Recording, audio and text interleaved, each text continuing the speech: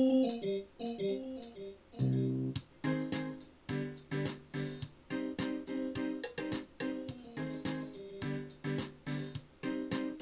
folks.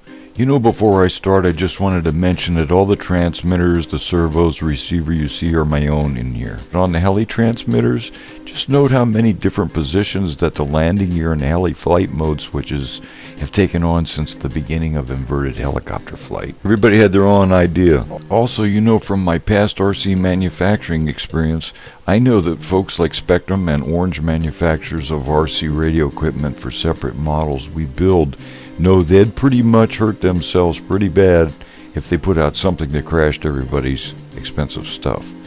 And I know that because when I was in the radio control business, making sure it worked perfectly before sending it back was a big company priority of Phil Kraft's.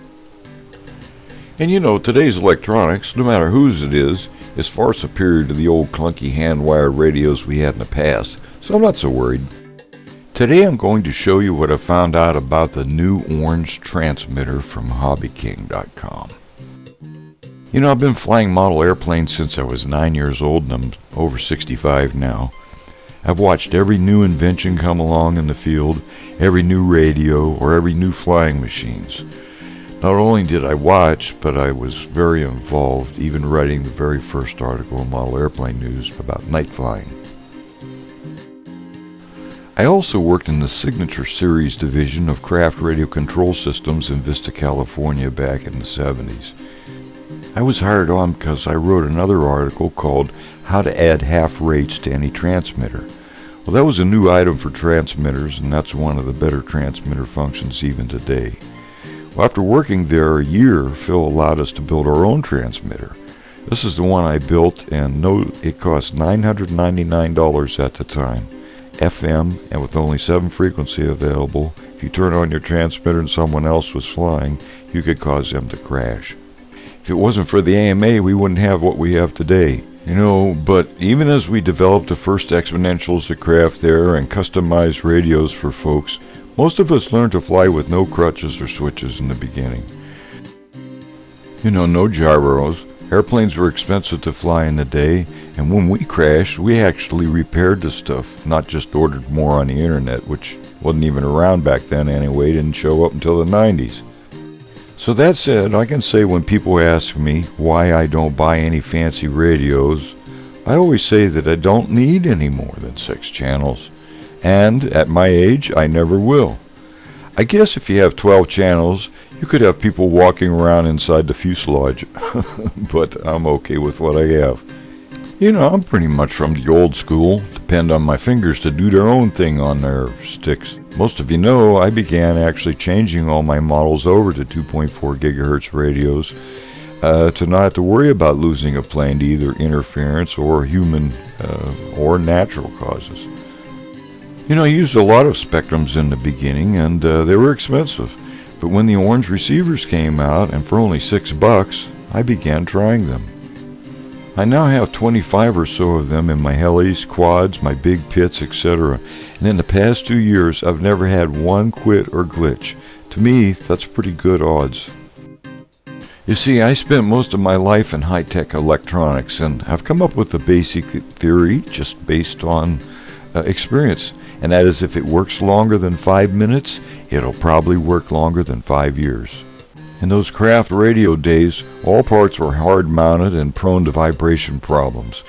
Today with soldering done by machines and computers doing testing and burning in, reliability has really gone up. My phone is also made in China, and so is my Spectrum and a TV.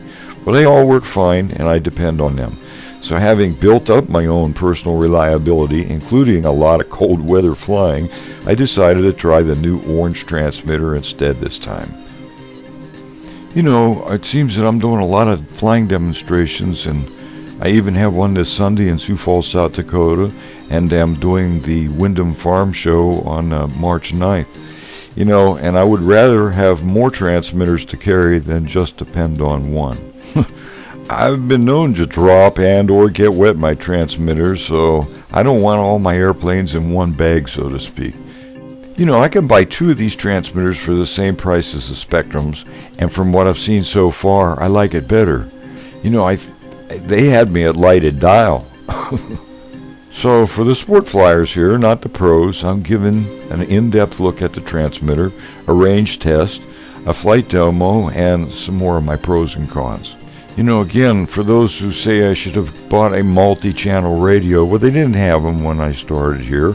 And you got to realize I already have my planes programmed, and to go back and try and reprogram them all and set the trims, etc., would all be a very lot of work. And there's no cards in those transmitters, so you see I have this thing. If something's flying well, don't fix it.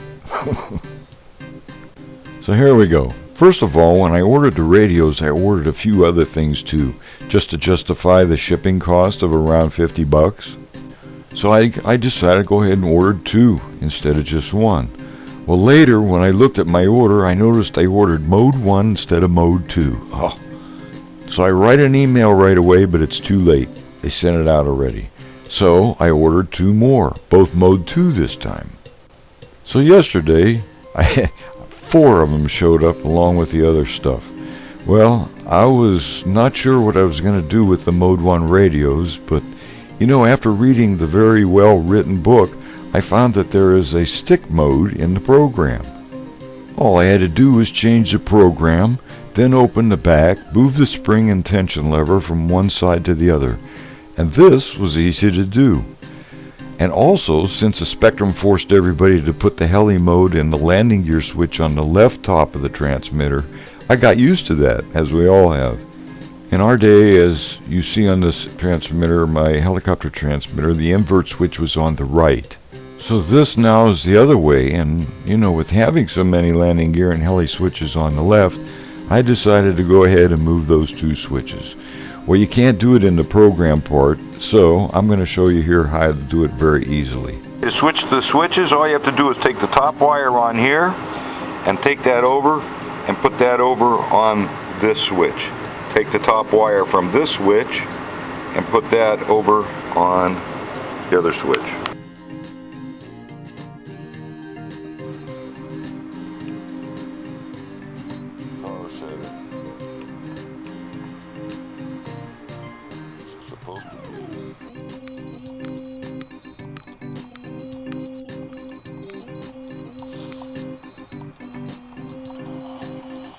Someone asked me in a comment, these guys asked if they could use it with the simulators. Well, my answer is yes, and it works great. I myself am now, with the extra transmitter I have, made this my radio for my simulators, and here I'm showing how it flies. I no longer use wires, as I'm loving the wireless setup with the orange receiver. Go figure.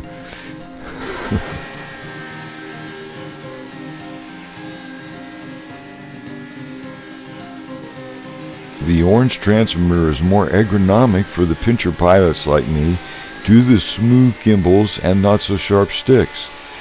Sim flying can be hours, so this is important, and this transmitter is pretty well set up for that.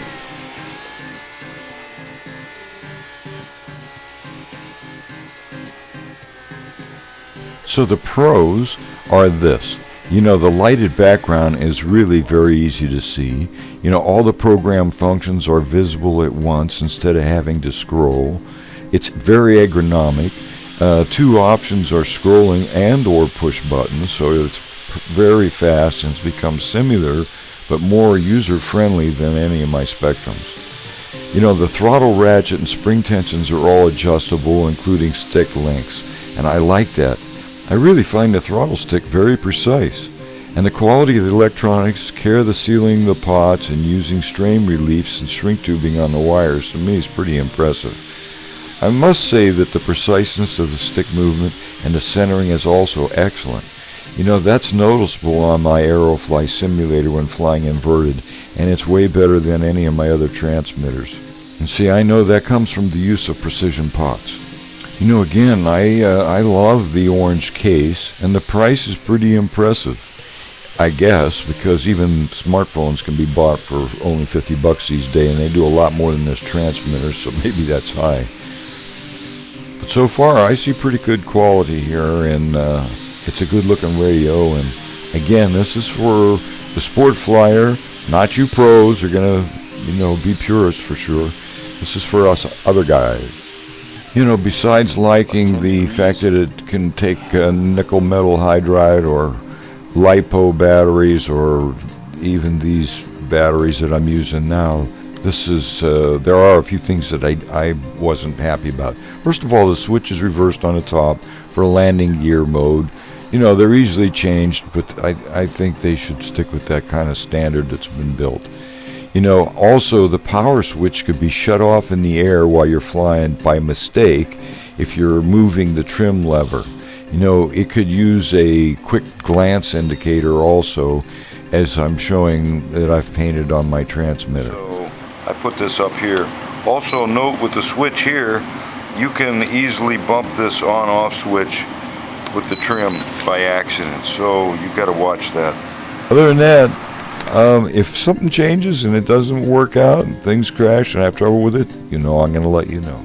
I've done many hours of testing on this on the simulator, actual flying, and I'm absolutely having no problem whatsoever. I really like it. In my eyes, it's a good value. Thanks a lot for watching, folks. Stay tuned. You're not going to believe what's coming next.